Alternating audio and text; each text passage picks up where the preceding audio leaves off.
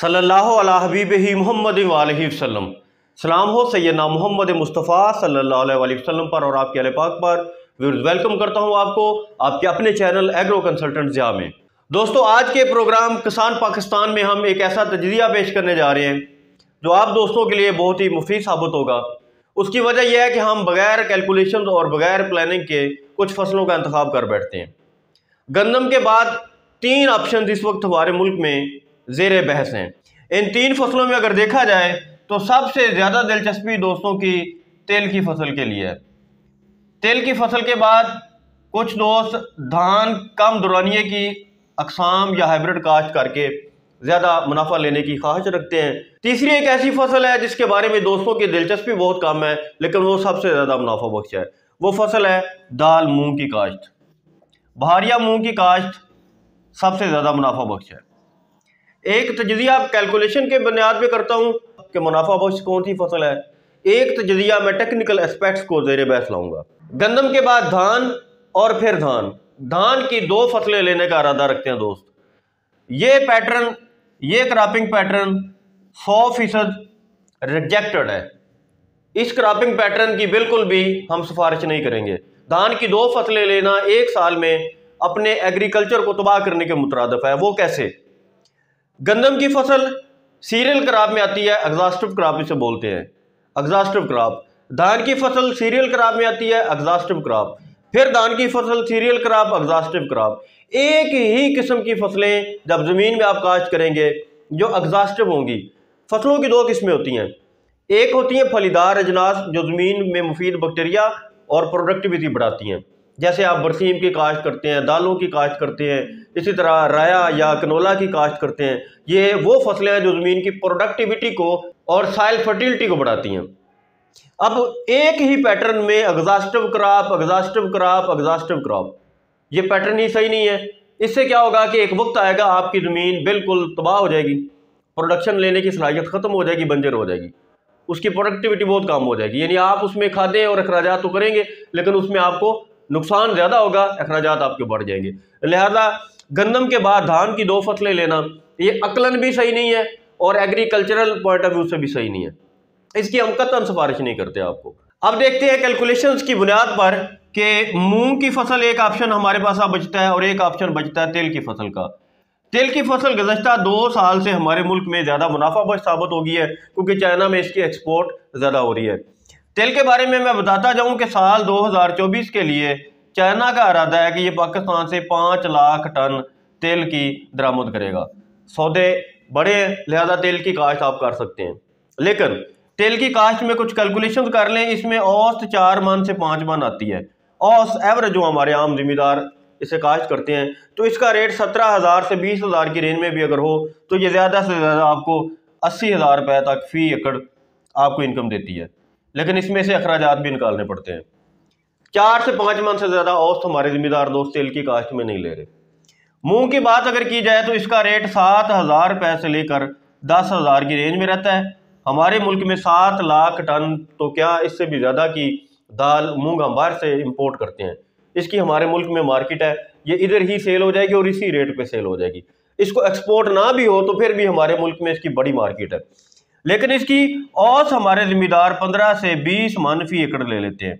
15 से 20 मन औसत रूटीन में ले लेते हैं हमारे जिम्मेदार।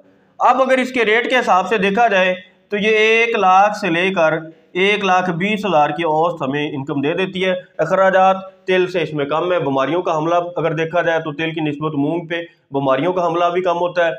औसत पैदावार ज़्यादा है, इसमें फी एकड़ मुनाफे की शरह ज़्यादा है। भले तेल 20,000 में भी सेल हो, लेकिन अगर दाल मूंग 10,000 से क्या 7,000 में भी सेल हो तो ये हमें 20 मन तक भी अगर दे जाए तो 1,40,000 तक औसत हमारा आम जिम्मेदार जा सकता है। तो एवरेज मैं किसान की बात कर रहा हूँ कि औसतन जो हमारे जिम्मेदार जिस तरह फसलें काश्त करते हैं, क्योंकि हम अच्छी पैदावार के लिए अच्छा प्लान तो अख्तियार करते नहीं हैं। अब देखना होगा कि तेल की पैदावार 4 मन तक क्यों हमारी महदूद है और दाल मूंग की पैदावार 15 से 20 मन तक क्यों महदूद है। तेल की फसल और मूंग की फसल फलीदार अजनास में आती हैं। हम इनोकुलेशन कर लें रेजोफास के साथ, ज़मीन की तैयारी में रेजोफास इस्तेमाल करें, पहले पानी पर फिर रेजोफास इस्तेमाल कर लें, या कोई भी फास्फोरस सॉल्युबलाइजिंग बैक्टीरिया या मुफीद बैक्टीरिया, नाइट्रोजन फिक्सिंग बैक्टीरिया। अगर हम बायो फर्टिलाइज़र का इस्तेमाल करें तो औसतन हमारी तेल की पैदावार हमारी ज़िम्मेदार 10 से 15 तक ले सकते हैं, 10 से 15 मन तक ले सकते हैं।